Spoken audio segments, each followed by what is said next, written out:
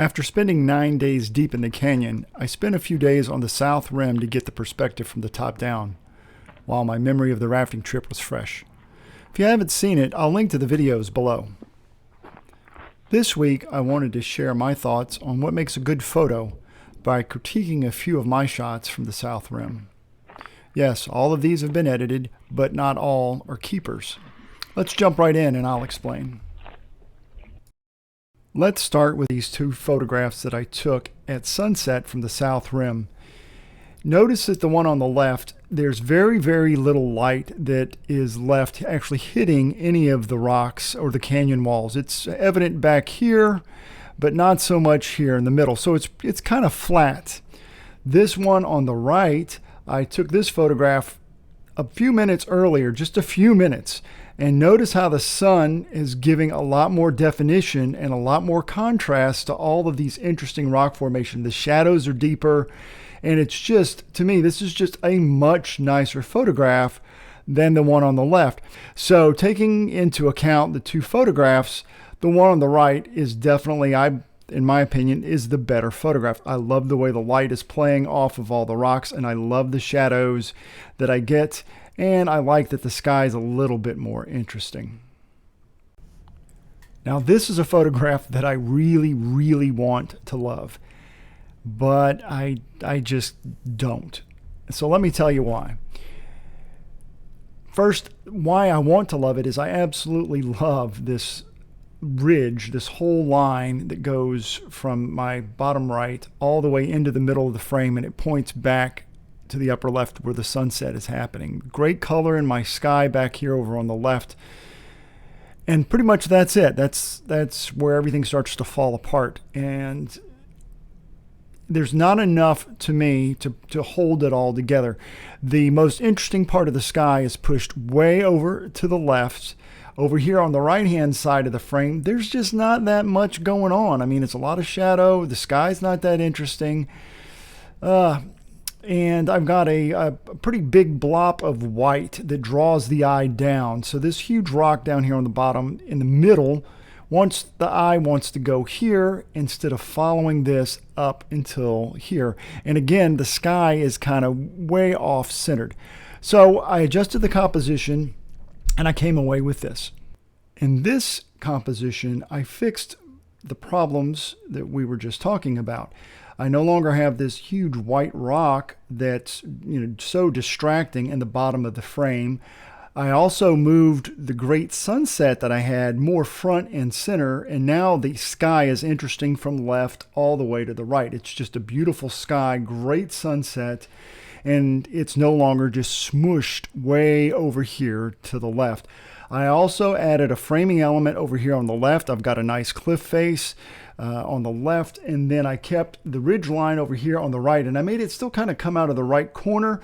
I eliminated as much of this kind of dead space over here back in the canyon and used this as as a leading line with all of this nice white the white strip of rock, ribbon of rock that goes through all this whole formation here, pointing back to the sunset. So this one is by far a better photograph.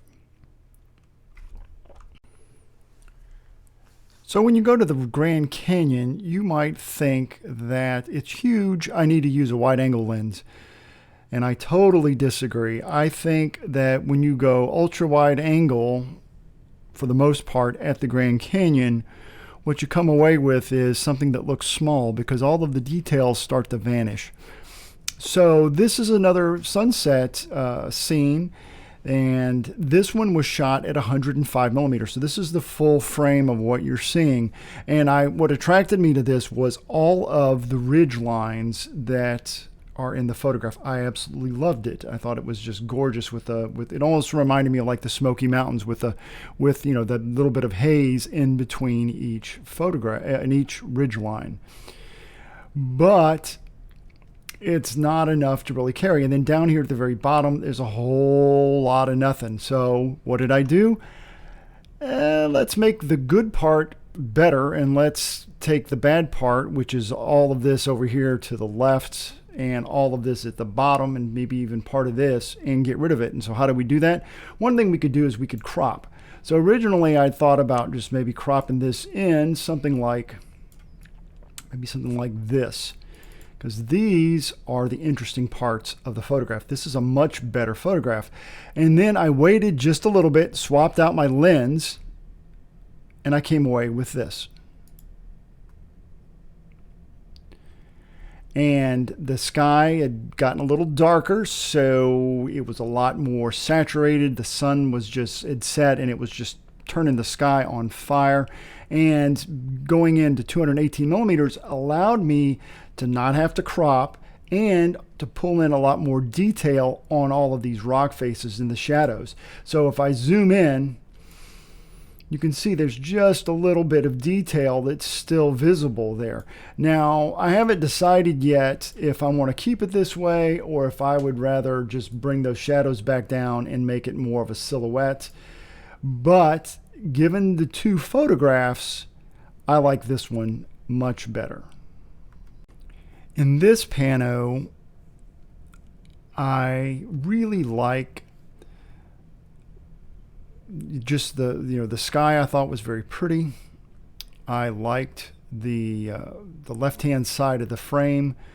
What I don't like is the left-hand side of the frame over here. So if you look from where the color starts to fade away in the sky, you look over here to this far right edge of the frame, it doesn't add much to the photograph. It's just not that interesting. Again, our interest is here, with the cliff face and this framing element, and then we've got the nice sky, and we still get this nice dark, the recesses of the canyon, which is really, really nice.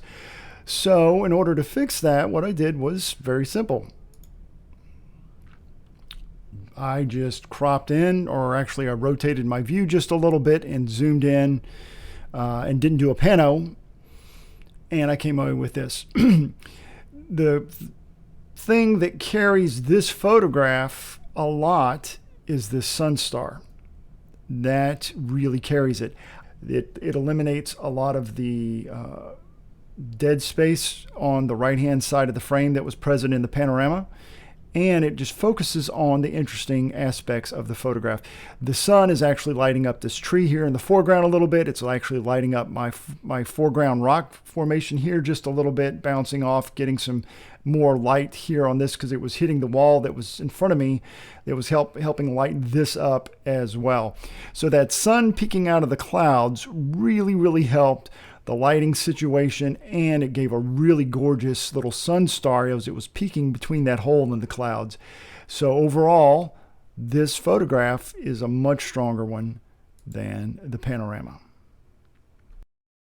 I really hope this short video gave you some insight on how you can improve your own landscape photographs. If it did, I'd appreciate a thumbs up and subscribe so you don't miss out on a new video I release each and every week. And last, I'd like to leave you with my favorite shot from the South Rim.